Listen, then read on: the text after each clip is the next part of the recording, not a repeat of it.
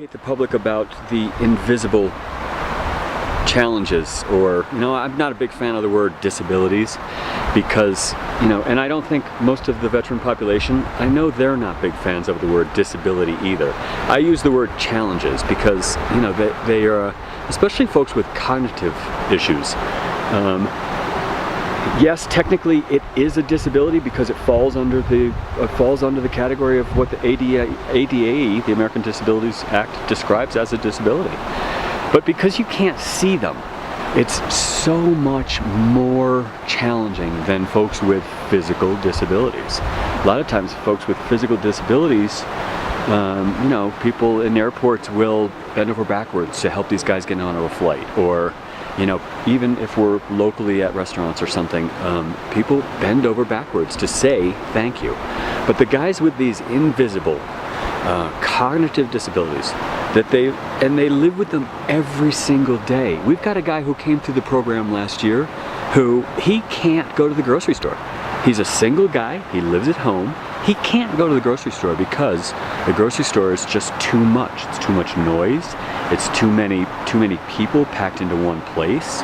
He still, 15 years later, deals with that whole post-traumatic stress disorder, and it really is a disorder. He deals with when he hears loud noises in a crowded place. He hits the dirt. So it's really difficult for a lot of these guys. The fact that they're here in the Roaring Fork Valley in this setting right now, it's amazing the changes that take place automatically. And when they're here together with their comrades, it gives them an opportunity to drop those defenses and be themselves, because they're with people who understand that whole cognitive thing. They're with people who understand all of the issues that come with those invisible disabilities or challenges. And it's a great opportunity for them to relax, let their guard down, be themselves amongst their brothers or sisters, because we've got 2 females who are here with this retreat. And we talk about, quite often in our grant process, we talk about using nature as a co-therapist. So I went to a very small country town in Oklahoma called Aspen, Oklahoma. I graduated in '91, and I was 17, graduated early, to go into the military because my brother that's just above me, I have 3 older brothers, the brother above me, he had enlisted in the infantry in the Army, and they were about to ship him out to Iraq. And so I had a track scholarship, an academic scholarship, and was supposed to, after I graduate, go on to college.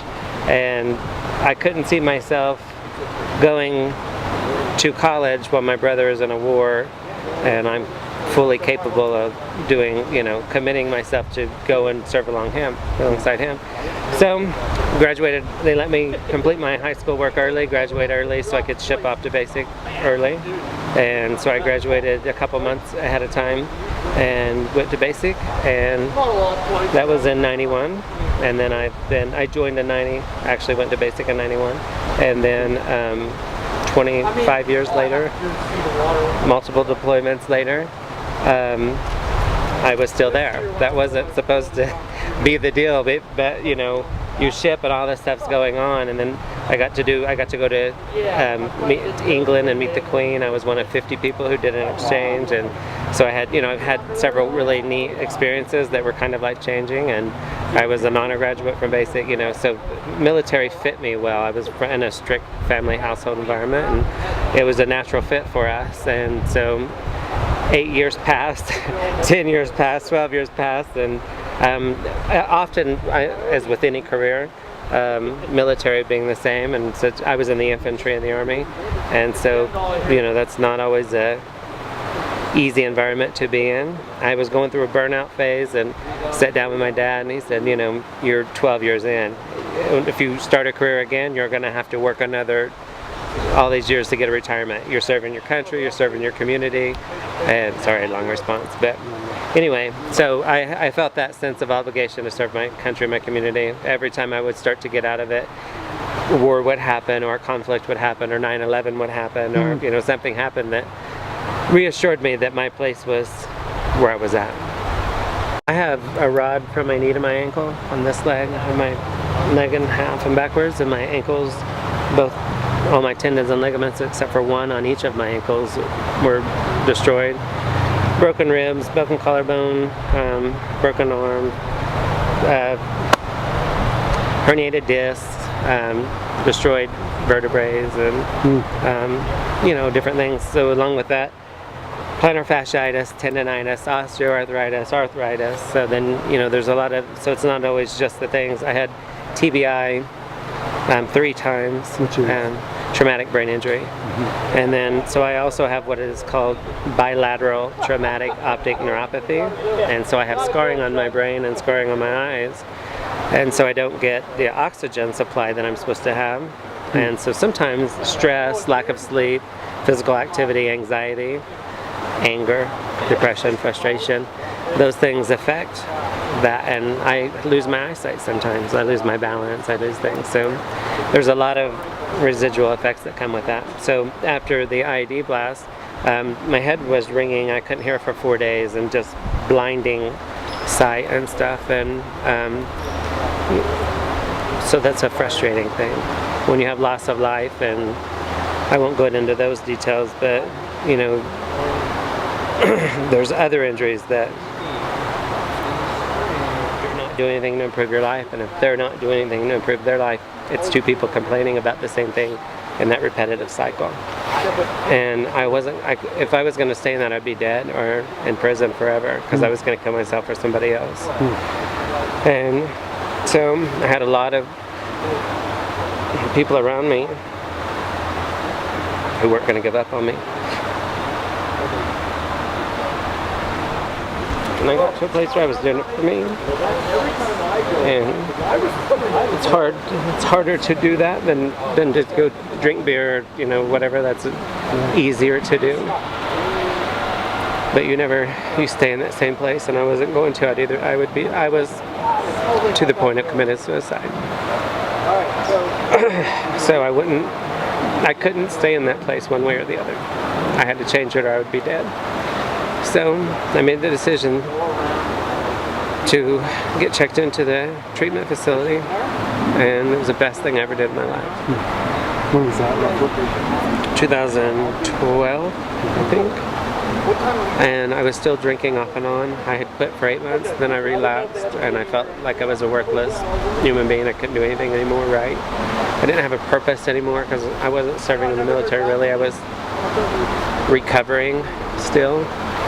And I didn't like that word because it made me feel weak, And I'm much better with that. I'm in a different place. I was recovering in many ways, but you go from working 100 hours a week to nothing, and you still have guys over there, and you're here, and people are providing these great opportunities for you, and you don't feel like you're deserving of it. The thing for me and why I get emotional is because I know where I'm at now. I know where I was, and I know how many people are still where I was. I never thought I would be able to honestly smile even. I didn't think I would be able to even make a smile. I was 100% convinced of that. I didn't think I was going to ever feel a true emotion again, because I felt nothing. I could do horrible things and I would feel nothing about it. I could have these amazing things around me and I felt nothing about it. And I felt like I had to be that way. And I thought I would never ever feel a good emotion in my body again. I didn't think I was physically capable of it. So, I come a long way.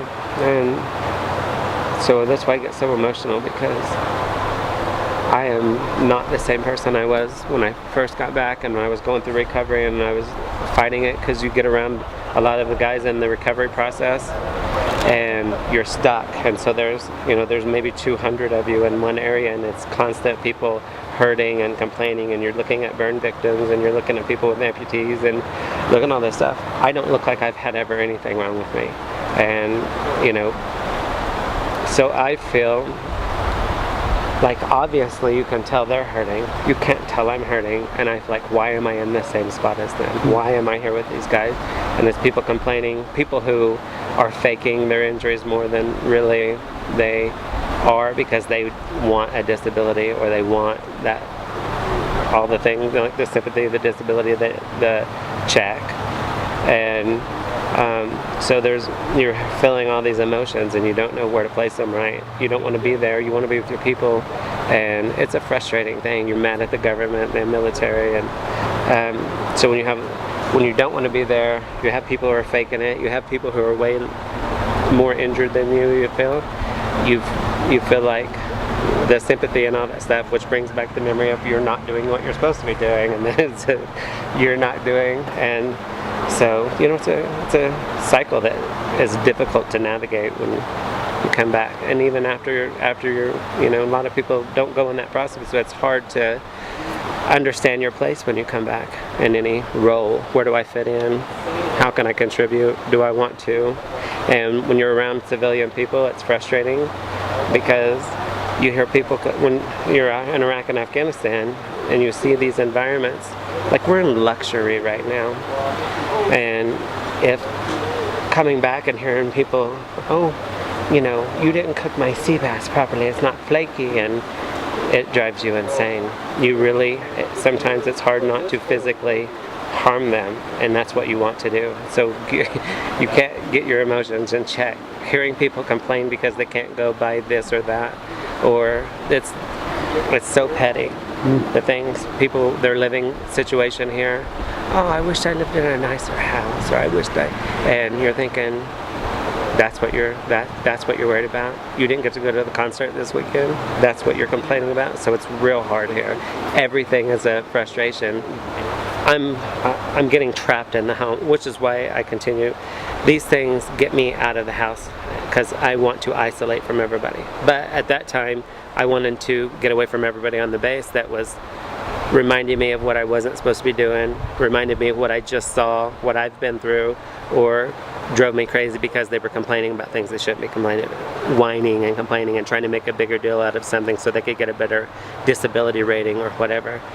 And so initially they got me away, and when you're doing mind, body, and soul stuff throughout this whole process, and you're doing things that you don't even realize you're doing.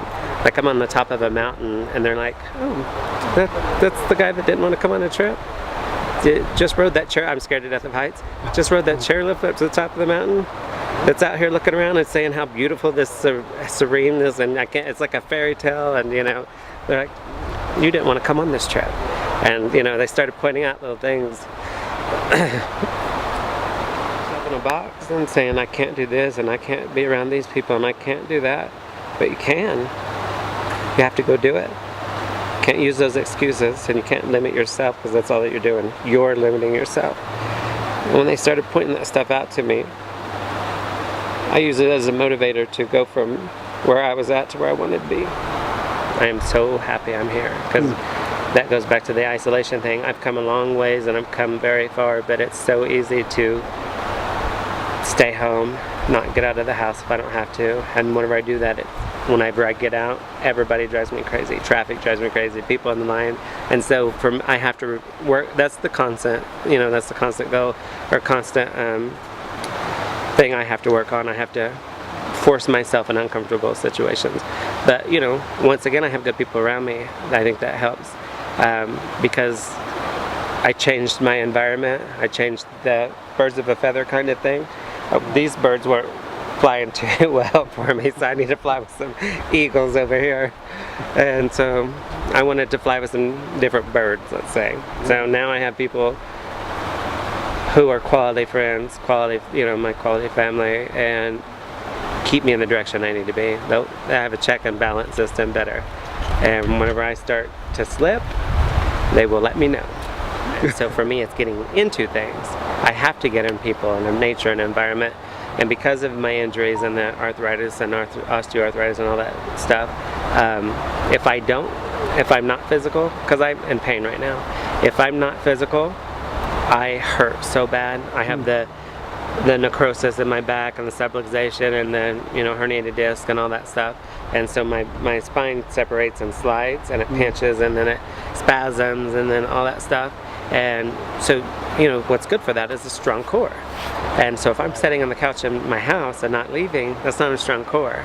And my legs, where I have the injuries in my legs, they are physically, I could go like this and that hurts. And so if I'm not moving that and getting the blood flow, so if I'm not moving, I hurt. If I move, I hurt. So, but if I move more frequently, I hurt way less. And John keeps telling me, he's like, I was telling him I just did something recently and I hadn't done anything physical, and I said, I felt so much better afterwards. And he said, yeah, thank. He said, that's what I've been telling you, Brad, you got to get out. And so that's why, doing this and standing and moving and being in nature is best for me. This program works for me. Good deal. So it's a continued healing kind of thing.